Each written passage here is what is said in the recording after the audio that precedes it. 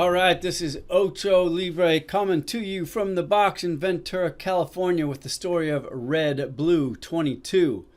Last fall I was in New York City and my brother kindly toured me around some really great museums. MoMA, Museum of Modern Art. This one here is the Whitney.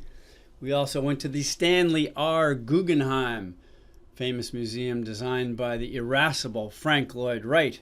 And we saw paintings like this one from Franz Klein, which inspired me to paint a couple of Klein-inspired ones, but in red. He always did black and white, or at least his famous ones are.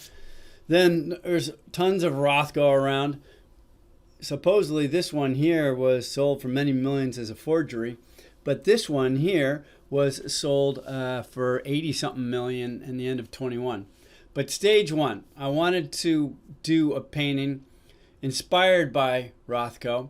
So I got a big piece of canvas. This is raw canvas, which I sealed with a clear glazing seal because the oil paint will actually rot out the canvas apparently.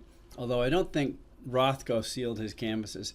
Anyway, it's almost 8 feet tall, 5 feet wide. And you can see I'm 6 feet tall. So here I am putting really thinned out paint, almost like a dye on there. And you can see I've got the canvas separated into two frames.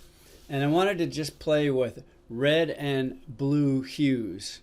And I fooled around with this for quite a while, changing around sort of the density of the red. You can see I had kind of a cool thing going there, at least I think so, on the red. But I didn't really like the blue up top. Anyway, fooled around with it some more, added some different varieties of red and blue hues and moved it in different ways. I made the top lighter, came up with this kind of flame type thing on the bottom, and observed and observed. This was over maybe 4 or 5 months I've been working on this, and wasn't really too keen on where it was going. I kind of thought I had something cool at first, but I didn't want to copy a Rothko thing. So moving on to stage two, I started adding a lot more red, and I toned back some of the blue on the top. Then I added some lighter blue hues in, and I actually started looking a little bit like a face to me. And I didn't really want to go into the sort of skull kind of face type painting. So again, I pondered and looked at it on the wall. Stage three, I don't know how many times I've gone in and out of it by this time, but stage three, there's parts of it that I like, that are looking pretty cool, and parts that I don't. As I said, I didn't really want it to look like a face, so I added a bunch more red in. And actually at this point I've taken the tape off of the frame border, and I've added some pigment into the frame, and then I'm painting back over the frame. So you can see here the red is coming over the top window and the bottom window, and I'm still liking this. And then I added so much red, I added some more blue because I felt it needed a little more balance.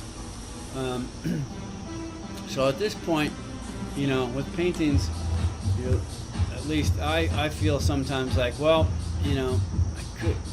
I could do a little bit, or I could make a bold move. A bold move might ruin it, or it might make it really cool. In any case, I decided to go for the bold move. Why not experiment when you can? And using this large scraper type tool, I've got a bunch of paint loaded up on it. And here I was adding it on vertically, and now you can see I'm adding some on horizontally, a la Gerhard Richter. And as I pull down, I'm transferring some of the pigment onto the paint, and I'm pretty pleased with myself here. I really like the way it's come. I've kept a lot of the red that I liked before, but I've added in a whole nother dimension. So we've got layers from the very thin dyes to several layers of pigment, and now we have several layers that are going on the top. So I did the top window, and then I came back in and I added in some more pigment on the top part, messed around with it a bit more. You can see here I am going back in it again. what will happen. Anyway, still like the result, and actually finished the painting. So you can see here the final result of the painting.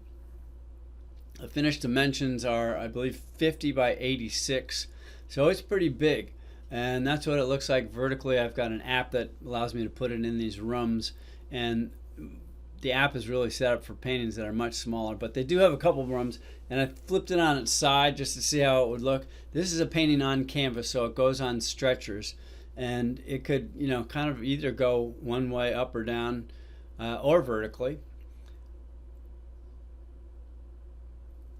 But I'm really pleased with the result. I hope you like it, and that is the story of Red Blue 22. The end. Everyone lived happily ever after. Ocho Libre out.